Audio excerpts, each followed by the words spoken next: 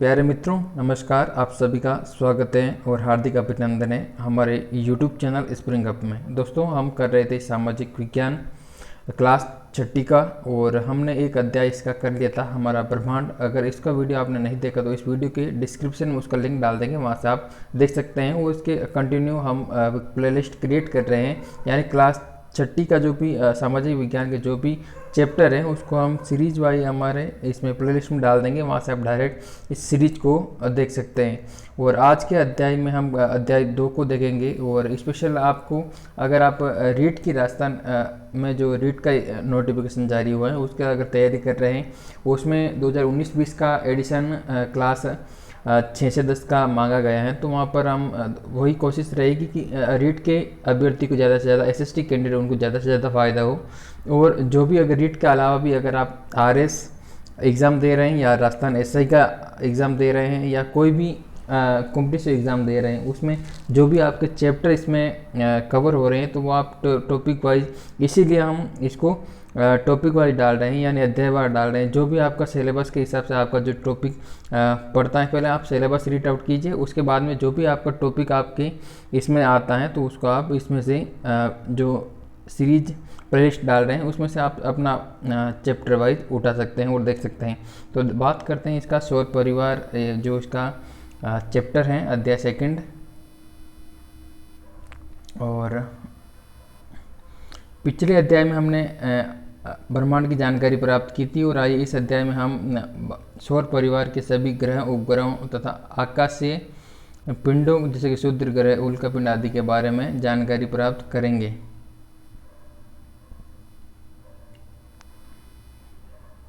और सौर परिवार होता क्या है, यहाँ पे अपन देखते हैं कि सौर परिवार किस प्रकार है। सूर्य के चारों ओर केवल ग्रह ही भ्रमण नहीं करते, अपितु अनेक धूमकेतु, ग्रह कणिकाएं और उल्काएं भी परिक्रमण करती हैं। और जैसे कि सूर्य, ग्रह, उपग्रह, धूमकेतु, उल्का आदि सम्मिलित रूप से एक विशाल खगोलीय समूह है, जिसे सौर परिवार अर्थात सौर जगत कहा जाता है। इन्हीं सौर जगत या सौर परिवार कहा जाता है। यानी सूर्य के चारों ओर केवल ग्रह ही भ्रमण नहीं करता है, अपितु अनेक प्रकार के धूमकेतु, ग्रह कणिकाएं और उल्काएं भी परिक्रमण करते हैं।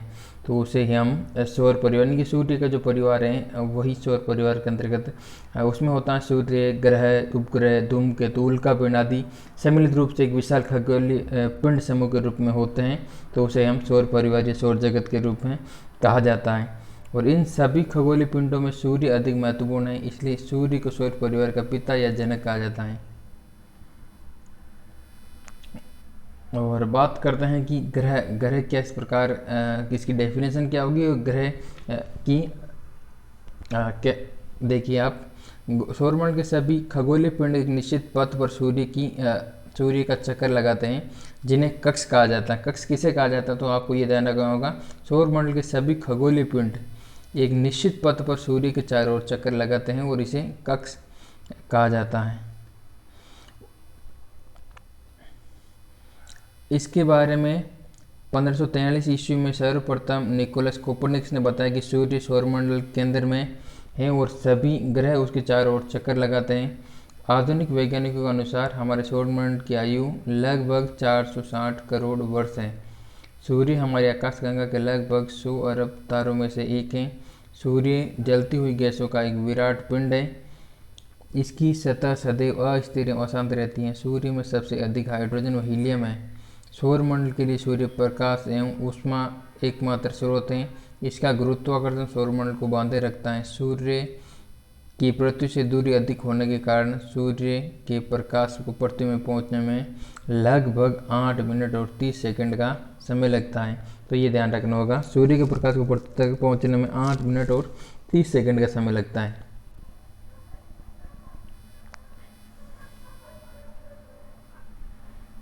हमारे सौर परिवार में कुल 8 ग्रह हैं जो सूर्य के चारों ओर चक्कर लगाते हैं। सूर्य के विभिन्न दूरी पर स्थित इन ग्रहों का आपस में टकराना संभव नहीं है। इनका अपना प्रकाश नहीं होता है। ये सूर्य से ऊष्मा एवं प्रकाश प्राप्त करते हैं, ये ध्यान रखना होगा।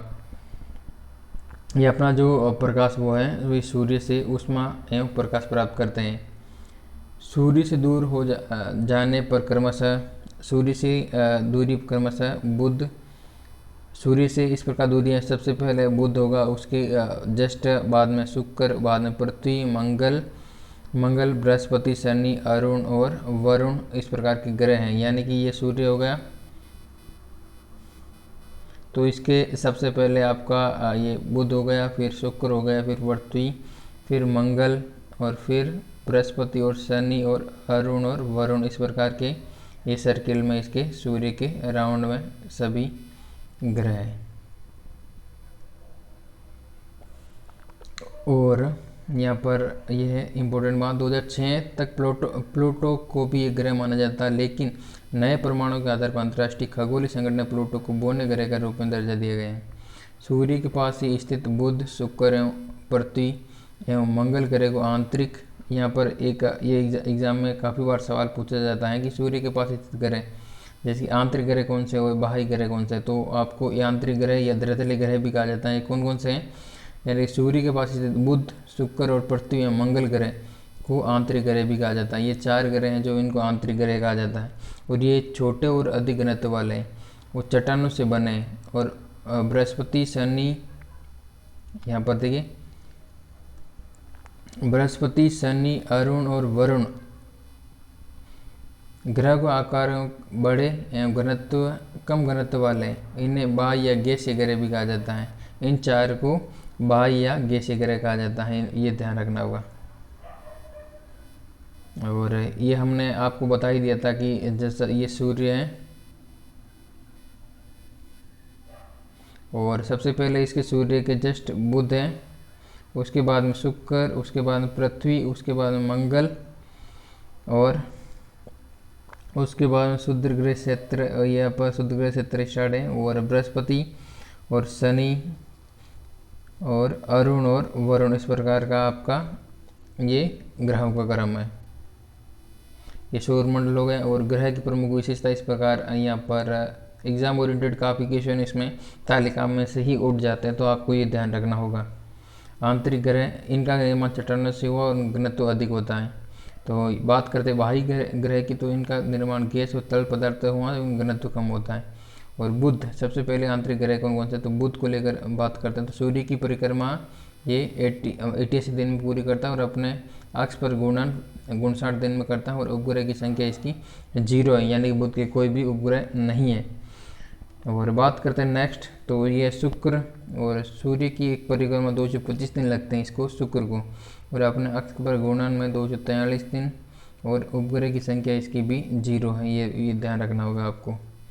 और नेक्स्ट बात करते हैं पृथ्वी सूर्य की एक परिक्रमा 365 दिन, और अपने अक्ष पर घूर्णन 1 दिन लगता है, और उपग्रह की संख्या इसकी 1 है।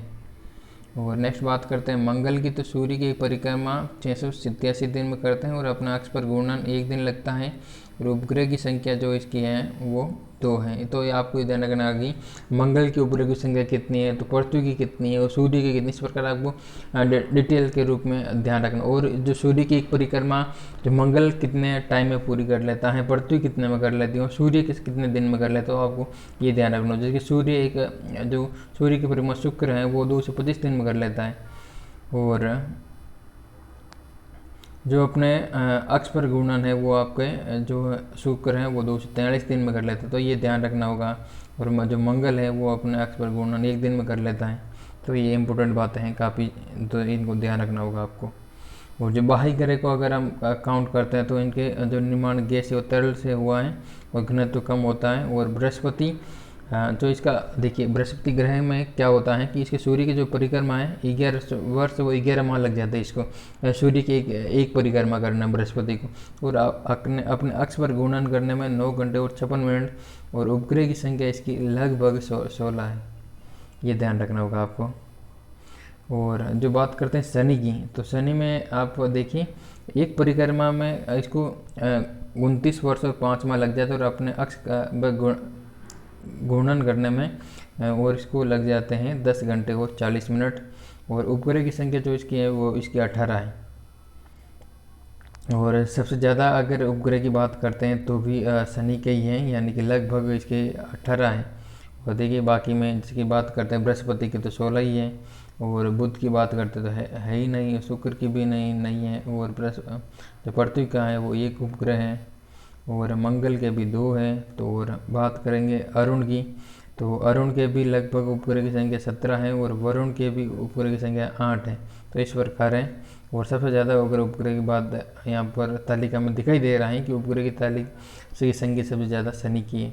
और नेक्स्ट बात करते हैं कि अरुण की, तो अरुण सूर्य की एक परिक्रमा 84 वर्ष में करता है, यह आपको ध्यान रखना होगा। और अपने अक्ष पर घूर्णन 17 घंटे और 14 मिनट में कर लेता है। उपग्रह की संख्या लगभग इसकी 17 है। तो वरुण है जो सूर्य की एक परिक्रमा लगभग 164 वर्ष में करता है, और ये एटलीस्ट सबसे ज़्यादा वर्षों की वरुण ही लगता है, क्योंकि काफ़ी दूरी पर है सूर्य से। तो इसको एक सूर्य की परिक्रमा में 164 वर्ष लग जाते हैं और अपने अक्ष पर घूर्णन करने में इसको 16 घंटे और 7 मिनट लग जाते हैं। और उपग्रह की संख्या इसकी भी 8 है, ये ध्यान रखना होगा, ठीक है। और बात देख लीजिए आप, सबसे अपने अक्ष पर घूर्णन अगर बात करते हैं सबसे ज़्यादा किस में लग जाता है अपने अक्ष पर घूर्णन में, और सबसे ज़्यादा अपने अक्ष पर घूर्णन करने में सबसे ज़्यादा लगता है इसका, देखिए आप अगर बात करते हैं बुध की तो 59 दिन और 243 दिन, और शुक्र की और पृथ्वी के यहाँ तो 1 दिन, और मंगल की बात करते हैं तो 1 दिन, और बृहस्पति की बात करते हैं 9 घंटे 56 मिनट, और इसको 10 घंटे और 40 मिनट, और 17 घंटे, और अरुण को लग जाते हैं 17 घंटे और 14 मिनट, और वरुण को लग जाते हैं 16 घंटे और 7 मिनट। और सबसे ज़्यादा ही लगते हैं शुक्र को अपने अक्ष पर घूर्णन करने में, देखिए अपने अक्ष पर घूर्णन में 243 दिन, बाकी किसी को नहीं लगते हैं अपने अक्ष पर घूर्णन करने में 243 दिन। यहाँ देखिए अपने अक्ष पर इसको ये पड़ती हैं वो 1 दिन में कर लेती हैं, और अपने अक्ष पर घूर्णन ये 1 दिन में, मंगल भी 1 दिन में, इस प्रकार है। ये काफ़ी छोटी छोटी चीज़ें जो एग्ज़ाम में पूछी जाती, तो इनको आप ध्यान रखना होगा।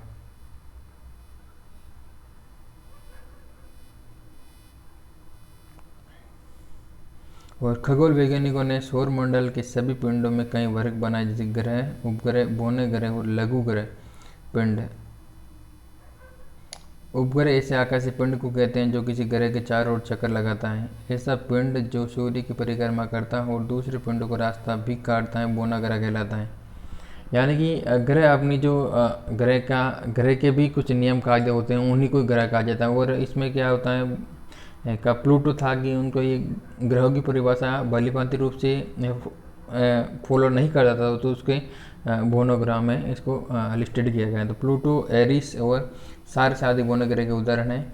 सूर्य के परिक्रमा करने वाले सौरमंडल के बाकी सभी छोटे छोटे पिंड, जैसे कि क्षुद्र ग्रह, उल्का पिंड और वरुण के पार पाए जाने वाले अनजाने पिंड व सौरमंडल में आने वाले धूमकेतुओं आदि को लघु पिंड कहा जाता है।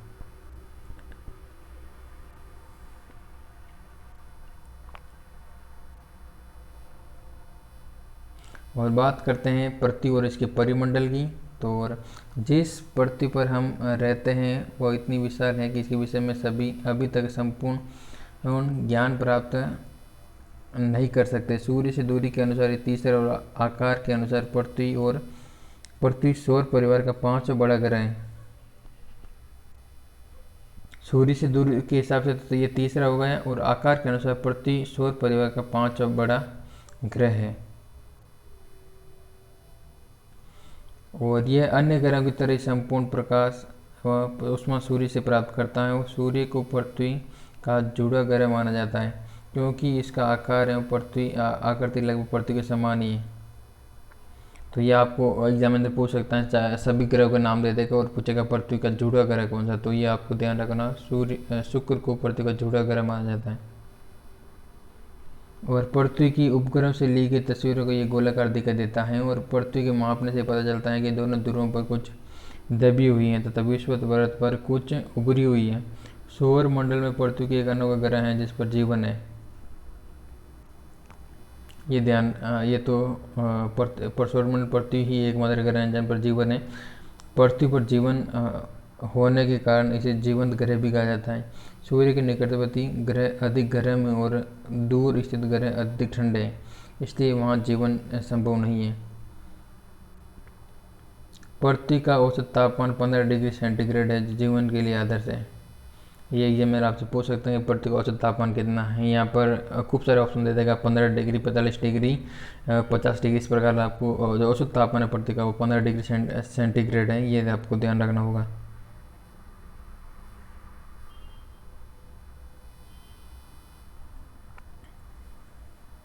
यह तापमान वायुमंडल के कारण बना रहता है। यहाँ पर्यावरण के 3 प्रमुख घटक या परिमंडल आपस में मिलते हैं और एक दूसरे को प्रभावित करते हैं। पृथ्वी की ऊपरी ठोस परत जिस पर हम रहते हैं वो स्थलमंडल या भूमंडल कहते हैं। स्थलमंडल पर मिट्टी पाई जाती है, जिससे किसी न किसी रूप में सभी जीव को भोजन प्राप्त होता है। स्थलमंडल से ही विभिन्न प्रकार के खनिज मिलते हैं, जीवन निर्वाह के लिए महत्वपूर्ण है। पृथ्वी के चारों ओर जो गैसें आवरण है उसे वायुमंडल कहा जाता है। नाइट्रोजन, ऑक्सीजन का ऑर्गन, कार्बन डाइऑक्साइड आदि वायुमंडल में पाई जाने वाली प्रमुख गैसें हैं। ऑक्सीजन एक जीवनदायिनी गैस है जिसे सभी जीव श्वसन क्रिया में लेते हैं। जल जो जीवन के लिए सबसे आवश्यक तत्व है, पृथ्वी के लगभग 71% पर जल है।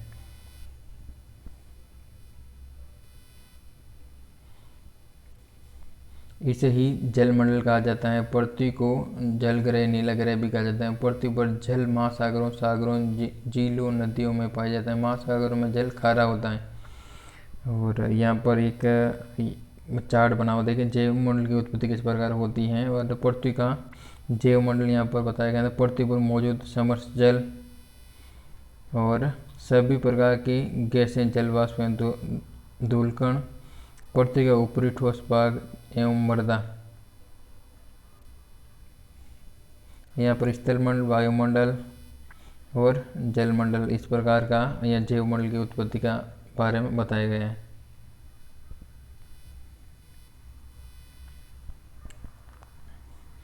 पृथ्वी की सतह के अधिकांश भागों पर किसी न किसी प्रकार का जीवन पाया जाता है। वायुमंडल, जलमंडल और स्थलमंडल तीनों सौर परिवार में केवल पृथ्वी पर ही पाए जाते हैं। इन तीनों मंडलों में मिलने के कारण पृथ्वी चौथे परिमंडल के रूप में जैवमंडल की उत्पत्ति हुई है, वहाँ जहाँ जीव जंतु का अस्तित्व पाया जाता है। जैवमंडल में ही जीव जंतु, पेड़ पौधे और मनुष्य रहते हैं। अब तक ब्रह्मांड की जानकारी के अनुसार ही केवल पृथ्वी पर ही जीवन संभव है।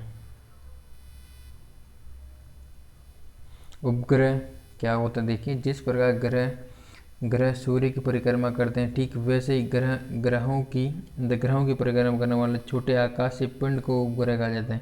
जिस प्रकार ग्रह होते हैं वो सूर्य की चारों ओर परिक्रमा करते हैं, उसी प्रकार ग्रहों की परिक्रमा करने वाले छोटे आकाशीय पिंड उनको क्या कहा जाता है, तो उनको उपग्रह कहा जाता है। ये ध्यान रखना होगा। और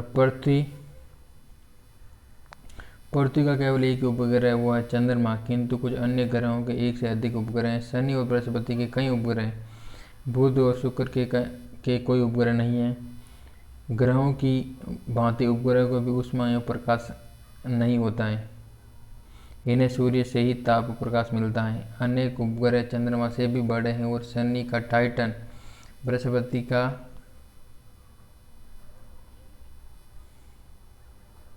बृहस्पति का गैनीमेड, कैलिस्टो आदि।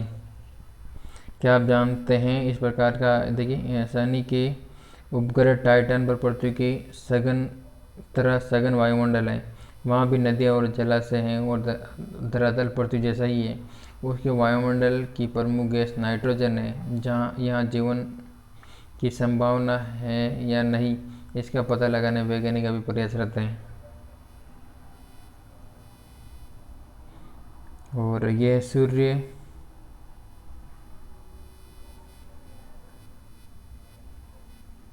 बुध, शुक्र, पृथ्वी और ये चंद्रमा इसका उपग्रह हो गया। मंगल इसका फोबोस और डीमोस इसका उपग्रह हो गए। और क्षुद्र ग्रह सेरेस, पेलस और जूनो, वेस्टा, बृहस्पति और लो, यूरोपा, गैनीमेड और कैलिस्टो इसके उपग्रह हो गए। शनि का इसमें मीमास, इनसे वो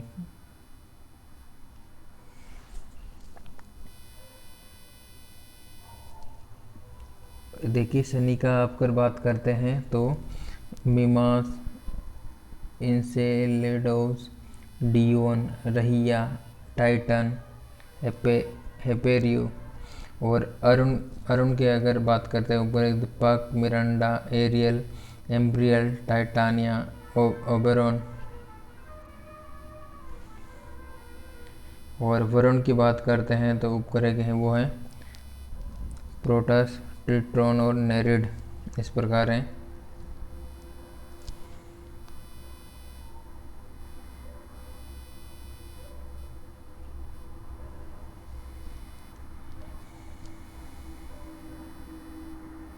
चंद्रमा, बात करते हैं चंद्रमा की तो पृथ्वी का सबसे नज़दीकी गोलाकार आकाशीय पिंड चंद्रमा है। आधुनिक खगोल शास्त्री के अनुसार वहाँ जल एवं वायु का अभाव है, इसलिए वहाँ जीवन संभव नहीं। हमारी पृथ्वी के धरातल एवं चंद्रमा के धरातल में कुछ समानता है। चंद्रमा का धरातल पृथ्वी के धरातल की तरह ही उबड़ खाबड़ है। चंद्रमा की तुलना में पृथ्वी लगभग 81 गुना बड़ी है। चंद्रमा से 81 जब मल्टीपल 81 उसके गुना, यानी कि पृथ्वी जो चंद्रमा की तुलना में जो पृथ्वी लगभग इसके 81 गुना बड़ी, ये ध्यान रखना होगा। चंद्रमा की कलाएं पृथ्वी और चंद्रमा दोनों की आकृति गोलाकार है। दोनों ही सूर्य से प्रकाश प्राप्त करते हैं, इस कारण दोनों में आधे भाग पर प्रकाश रहता है और आधे भाग पर अंधेरा। सूर्य से प्राप्त प्रकाश की किरणें चंद्रमा से परावर्तित होकर पृथ्वी पर आती है, उसे हम चांदनी कहते हैं। सूर्य से प्राप्त प्रकाश की किरणें चंद्रमा से परावर्तित होकर पृथ्वी पर आती है तो उसे हम चांदनी कहते हैं, ये ध्यान रखना होगा। चांदनी किसे कहा जाए तो वहाँ पर काफ़ी सारी परिभाषा दे दी, तो वहाँ पर आपको ध्यान रखना। सूर्य से प्राप्त प्रकाश की किरणें चंद्रमा से परावर्तित होकर वापस पृथ्वी पर आती है तो ही उसे हम चांदनी कहते हैं। और महीने में एक बार ही चंद्रमा का पूर्ण प्रकाश भाग पृथ्वी के सामने आता है, इसे भारत में पूर्णिमा कहते हैं। और इसी तरह एक महीने में एक बार चंद्रमा का अप्रकाशित भाग पृथ्वी के सामने आता है, उसे हम अमावस्या कहते हैं। यानी अप्रकाशित भाग चंद्रमा का अप्रकाशित भाग है, वो अगर पृथ्वी के सामने आता है तो वह उसे अमावस्या कहा जाएगा। पूर्णिमा से अमावस्या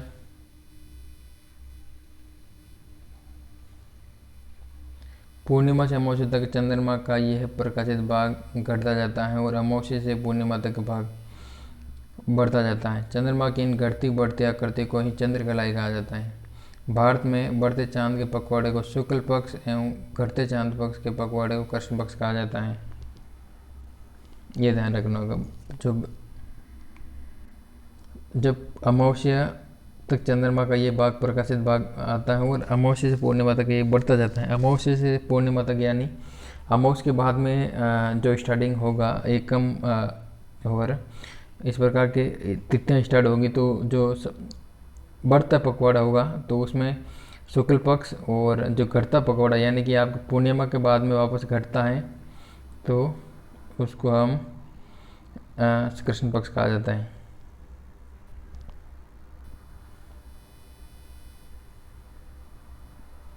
चंद्रमा पर दिन में बहुत अधिक गर्मी और रात में बहुत अधिक ठंड पड़ती है, इसलिए वहाँ का वातावरण जीवन के अनुकूल नहीं है। चंद्रमा को अपने अक्ष पर घूर्णन करने में 29 दिन एवं पृथ्वी के चारों ओर चक्कर लगाने में लगभग 27 दिन लगते हैं। क्षुद्र ग्रह मंगल और बृहस्पति ग्रहों के बीच एक पट्टी में स्थित परिक्रमा करने वाले असंख्य छोटे छोटे पिंडों को क्षुद्र ग्रह या अवान्तर ग्रह कहते हैं। मंगल और बृहस्पति ग्रहों के बीच में एक पट्टी इसी परिक्रमा करने वाले असंख्य छोटे छोटे पिंडों को क्षुद्र ग्रह या अवान्तर ग्रह कहते हैं और इनका निर्माण ग्रहों के बाद बच्चे मलबे से हुआ है। सिरिस इसका प्रमुख उदाहरण है। क्षुद्र ग्रह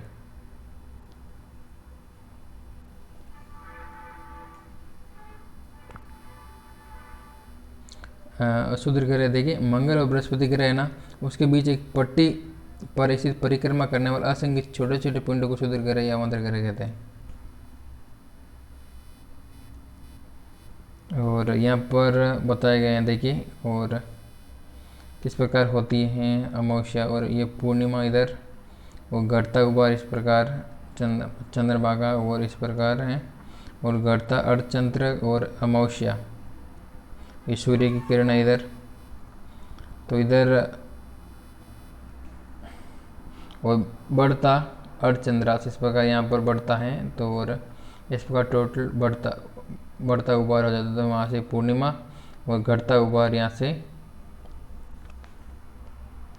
फिर इधर अमावस्या हो जाती है, और ये पड़ती हो गई और चंद्रमा इसके राउंड करता है।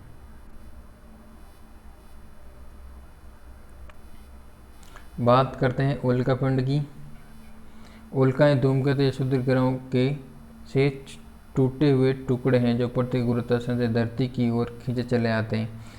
मार्ग में वायुमंडल घर्षण के कारण वे जलने लगते हैं और नष्ट हो जाते हैं। वायुमंडल में घर्षण के समय चमकीली रेखा के रूप में दिखाई देते हैं, जिन्हें हम टूटते तारे कहते हैं। कुछ उल्काएं बड़ी होने के कारण पृथ्वी की कारण पूरी तरह से नष्ट नहीं हो पाती हैं तथा पिंडों के रूप में पृथ्वी से टकरा जाती हैं।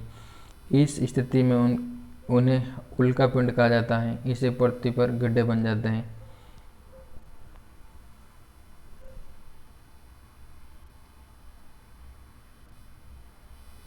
और यहाँ पर एक एग्जाम्पल भी बताए गए हैं। देखिए, अमेरिका में एरिज़ोना प्रांत में उल्कापिंड गिरने से बना गड्ढा इस प्रकार। और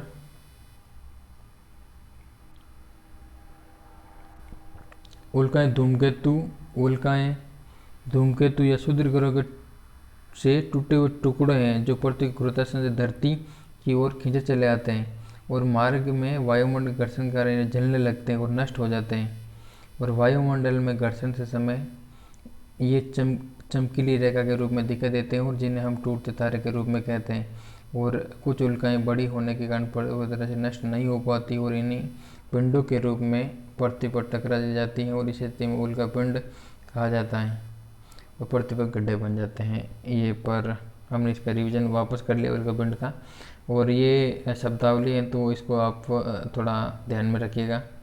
बात करते हैं सौरमंडल की। तो सौरमंडल पृथ्वी सहित सभी ग्रह अन्य लघुपिंड और पखवाड़ा के अंतर्गत महीने का आधा भाग और शुद्ध या अवान्तर ग्रह तो मंगल और बृहस्पति के मध्य स्थित छोटे खगोलीय पिंड उपग्रह ग्रह के चक्कर लगाने वाले पिंड उपग्रह होते हैं। दोस्तों, इस प्रकार ने हमने आज अध्याय 2 को लेकर बात की, क्लास 6 के सौर परिवार को। नेक्स्ट वीडियो में अध्याय 3 को देखेंगे। तो अगर आप ये वीडियो अच्छा लगा तो लाइक कीजिए। अगर फर्स्ट टाइम हमारे चैनल पर आए तो सब्सक्राइब जरूर कीजिए। और ये वीडियो अच्छा लगा तो कोई भी अगर रीट की या ऐसे राजस्थान एसआई की या जो भी कॉम्पिटिटिव एग्ज़ाम की तैयारी कर रहे हैं उनके आगे भूगोल के पार्ट्स या क्लास 6 से संबंधित कोई भी चैप्टर आपका आता है तो निश्चित तौर पर उसको काफ़ी सारी फ़ायदा पड़ेगा। और इसी प्रकार हम वीडियो बनाएंगे, उसके क्लास 6 के पूरे सीरीज अपलोड करेंगे, यानी कि जो भी इसका चैप्टर वाइज पूरे चैप्टर को अपलोड करने की कोशिश करेंगे। और मिलते हैं नेक्स्ट वीडियो में नई अपडेट के साथ। जय हिंद, जय भारत।